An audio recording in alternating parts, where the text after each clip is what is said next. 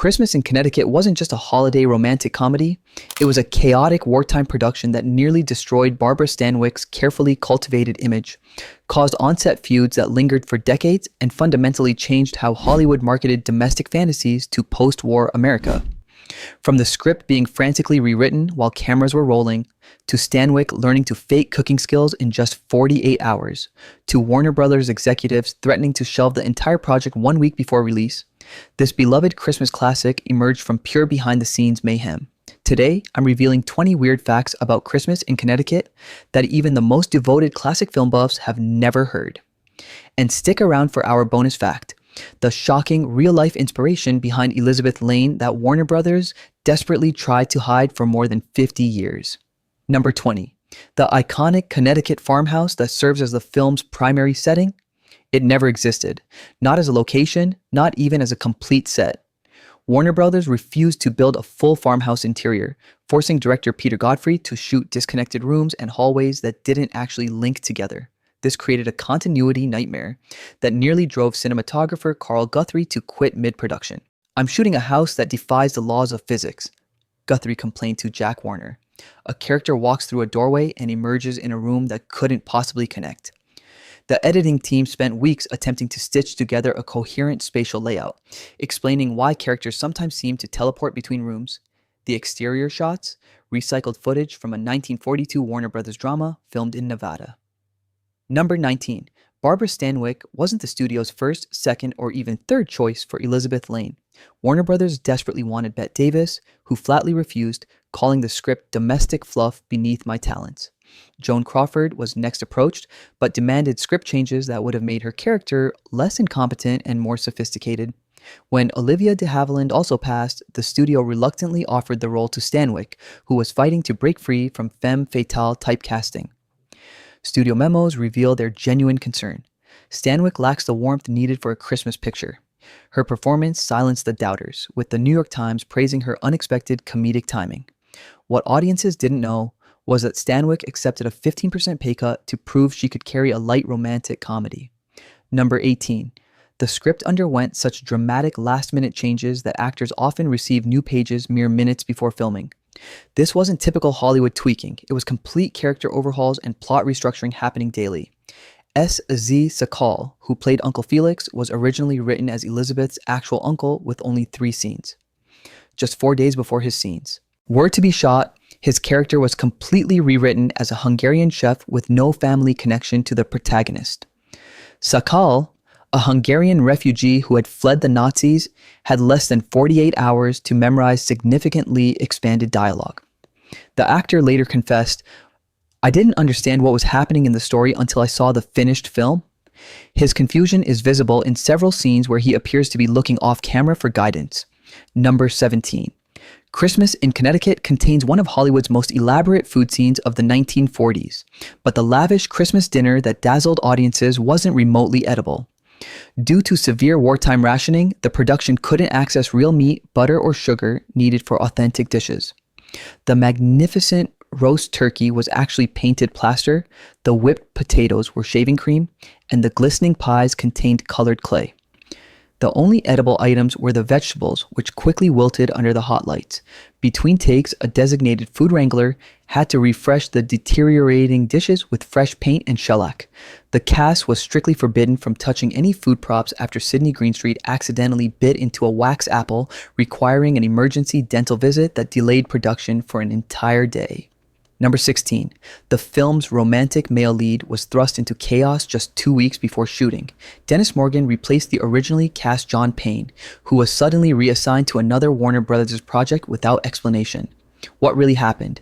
Recently uncovered studio correspondence reveals Payne had begun a discreet affair with Barbara Stanwyck, creating tension with director Peter Godfrey, who himself harbored feelings for the actress. Studio head Jack Warner, notorious for controlling his stars' personal lives, deemed the situation a powder keg waiting to explode and yanked Payne from the production. Morgan, unprepared for the role, had to learn all his lines in 9 days and wore ill-fitting costumes hastily altered from Payne's measurements. The awkward chemistry viewers detect in early scenes isn't acting, it's genuine discomfort between performers who barely knew each other. Number 15. Warner Brothers faced a potential public relations disaster over the film's core premise. In 1945, with soldiers returning from Yeobu, Hollywood was under pressure to portray ideal American home life. Yet here was a film about a woman who lied about domestic abilities. Hardly the model for post-war feminine ideals the government was promoting. Military advisors assigned to the production demanded script changes to ensure the film wouldn't discourage women from embracing their household duties once the war ends. Director Peter Godfrey fought these changes, leading to heated confrontations with studio executives. The compromise, adding scenes showing Elizabeth genuinely enjoying cooking by the film's end and inserting dialogue about how she finally found fulfillment in creating a true home. These moments, which feel disconnected from Stanwyck's characterization, were literally government-mandated additions. Number 14. The snow-covered Connecticut scenes were filmed during a blistering July heat wave in Burbank, California, where temperatures on set regularly exceeded 100 degrees, 38 degrees. The snow, a combination of painted cornflakes, gypsum powder, and asbestos, created hazardous breathing conditions that caused several crew members to collapse. Barbara Stanwyck later recalled, "We were dressed in heavy winter clothes, sweating profusely, trying not to melt while pretending to be chilled. The heat was so intense that makeup had to be reapplied every 15 minutes, and ice packs were hidden inside costumes. Sidney Greenstreet, already suffering from health issues that would later end his career, was particularly affected. The actor frequently retreated to his dressing room where a physician monitored his condition between takes." Number 13, S.Z. Sakal, who played Uncle Felix, was experiencing unimaginable personal tragedy during filming. What audiences didn't know was that while shooting Christmas in Connecticut's cheerful scenes, Sakal had just received confirmation that his 3 sisters had perished in Nazi concentration camps. Warner Brothers executives, fearing production delays, concealed this information from director Peter Godfrey. Sakal, a Jewish refugee who had escaped Hungary just before Nazi occupation, performed his comical scenes while privately processing devastating grief. His character's warm, avuncular presence that so delights viewers came from an actor whose real life couldn't have been further from the film's cozy holiday fantasy. Decades later, co-star Barbara Stanwyck revealed, "None of us knew what he was going through. His professionalism was heartbreaking in retrospect." Number 12. The film's Christmas tree scenes required technological innovation that fundamentally changed Hollywood filmmaking. The large tree, central to several key moments, created unprecedented fire hazards under hot studio lights. Warner Brothers' technical department, responding to multiple small fires during the rehearsals, developed a new flame retardant chemical treatment specifically for the production. This solution, a proprietary mixture of borax, boric acid, and ammonium sulfate, became the industry standard for the next 30 years whenever flammable set decorations were required. When the tree accidentally caught fire during one scene, the new treatment contained the flames long enough for crew members to extinguish it without evacuating the soundstage. This near disaster led to Warner Brothers implementing the film industry's first comprehensive fire safety protocols, which the Motion Picture Association adopted studio-wide in 1946. Number 11. Barbara Stanwyck's performance as a cooking disaster wasn't entirely acting. The actress was notorious at Warner Brothers for being completely inept in the kitchen, a fact that helped her land the role despite studio hesitation. When Stanwyck learned she'd need to believably fake cooking techniques on screen, she demanded professional training. The studio arranged for celebrity chef Gertrude Murphy, who had a popular cooking radio show, to give her a crash course. For 12 intensive hours spread across 2 days, Murphy drilled Stanwyck on how to properly hold kitchen tools, measure ingredients, and mimic cooking techniques without actually preparing food. The chef later told Variety she was possibly the most hopeless cooking student I've ever encountered. Her performance is a triumph of acting over genuine ability. Number 10. The infamous flip the pancake scene took a staggering 32 takes to complete, not because Barbara Stanwyck couldn't master the technique, but because director Peter Godfrey and cinematographer Carl Guthrie were engaged in a bitter creative dispute that turned the simple scene into a day-long ordeal. Godfrey wanted tight close-ups of the pancake flipping, while Guthrie insisted on medium shots that showed Stanwyck's full reaction. Their argument escalated until Jack Warner himself arrived on set, demanding they resolve the issue immediately. The solution? Shoot both versions and decide in editing. The version used in the final film was actually take number 27, which neither man preferred. Go ahead and like and subscribe because we're digging into even more shocking behind-the-scenes drama that's been kept secret for decades, including the real reason Sydney Greenstreet almost walked off the production entirely. Number 9. Sydney Greenstreet's portrayal of publisher Alexander Yardley was heavily influenced by his intense personal dislike of Warner Brothers studio head Jack Warner. Greenstreet, frustrated with his contract, channeled his resentment by secretly modeling Yardley's mannerisms, speech patterns, and even his trademark interrupting habit after Warner himself. The studio head, oblivious to the caricature, praised Greenstreet's performance as magnificently authoritative. When Warner finally realized the unflattering portrayal during a private screening just days before the film's release, he was furious but powerless to demand changes without delaying the Christmas-timed premiere. Greenstreet later confided to Barbara Stanwyck, "Every time I wagged my finger or bellowed a command, I was thinking of Jack's tiresome tirades. The resemblance was my small revenge." Number 8. The baby in Christmas in Connecticut wasn't a single infant, but rather a rotating cast of 5 different babies, creating continuity nightmares that still plague observant viewers. The production initially hired twins, standard practice for child actors with limited working hours. When both infants developed colic simultaneously, 3 emergency replacements were brought in. Director Peter Godfrey, already behind schedule, refused to pause filming to maintain consistency. The result? The baby noticeably changes appearance throughout the film, sometimes within the same scene. Most glaringly, the infant's hair color shifts from dark to light and back again repeatedly. Warner Brothers received dozens of letters from confused viewers after the film's release, prompting the studio's publicity department to concoct a story about special lighting effects rather than admit to the multiple baby situation. Number 7.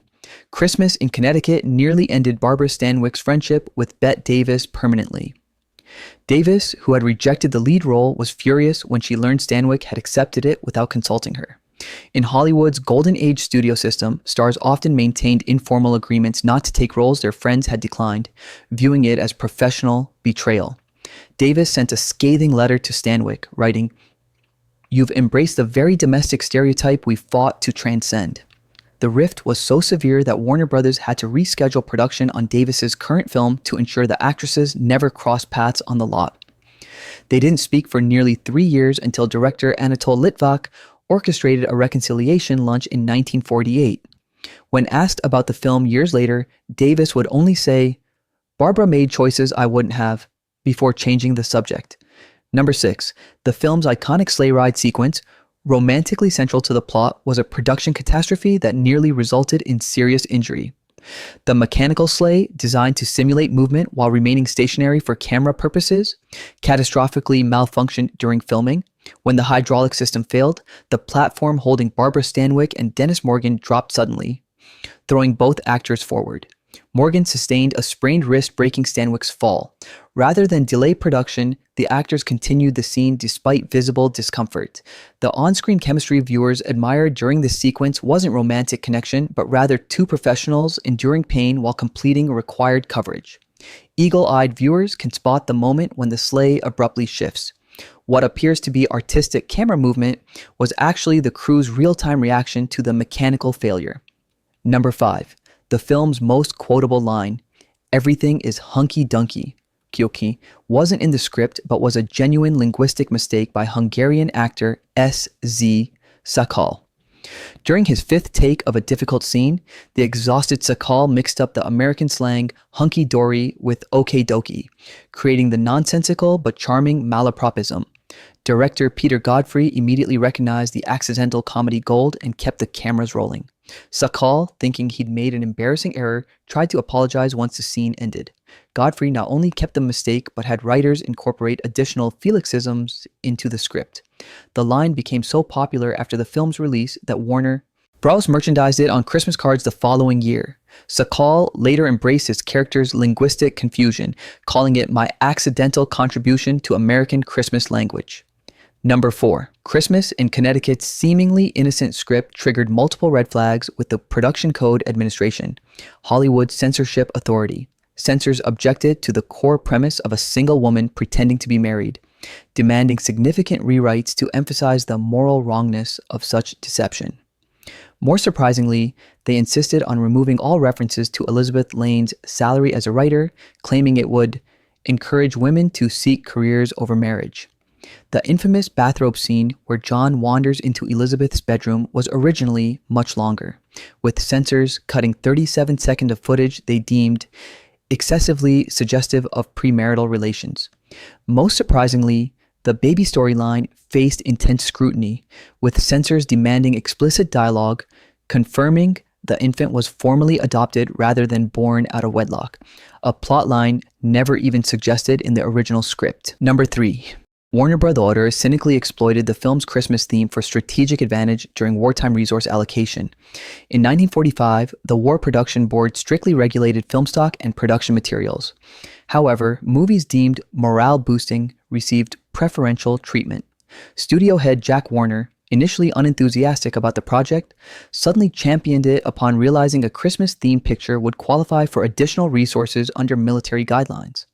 Internal memos reveal Warner explicitly instructing producers to emphasize patriotic and festive elements in production reports submitted to government officials.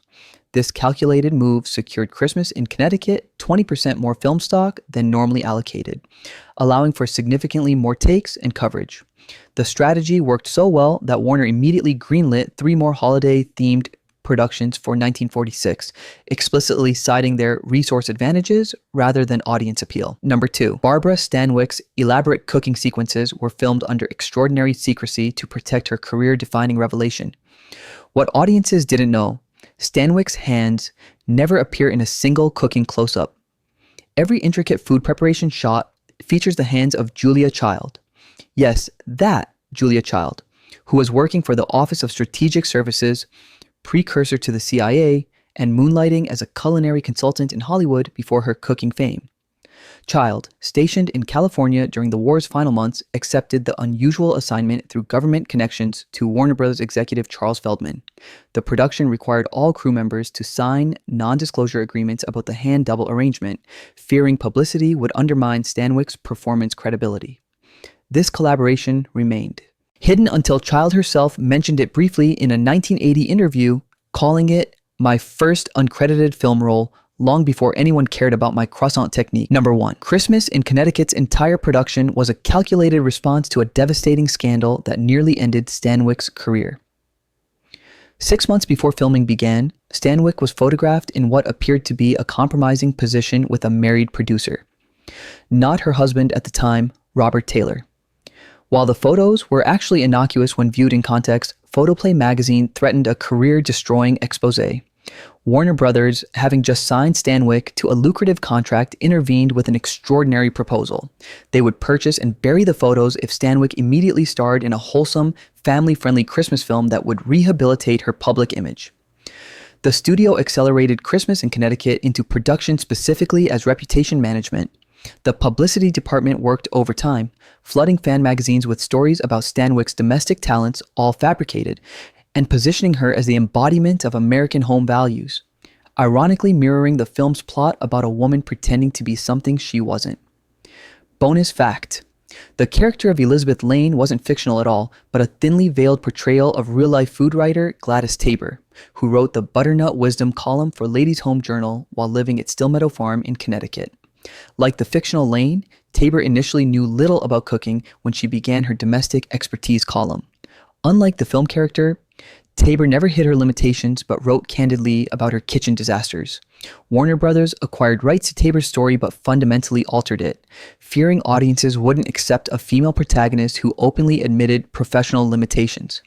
Tabor visited the set once but left distressed by how her life story had been transformed into farce. She later wrote privately to friends, "They've turned my honest struggles into a dishonest comedy." Warner Brothers paid Tabor additional money to remain silent about being the film's inspiration, a secret she kept until her death in 1980. Christmas in Connecticut wasn't just holiday entertainment. It was a masterclass in Hollywood image making, wartime resource manipulation, and studio damage control. Its lasting legacy isn't just as a beloved Christmas classic, but as a fascinating window into how Golden Age Hollywood manufactured fantasies both on and off the screen. If you enjoyed these revelations about Christmas in Connecticut, hit that subscribe button for more classic Hollywood secrets. And remember, sometimes the most comforting holiday classics have the most uncomfortable origins. See you in the next video.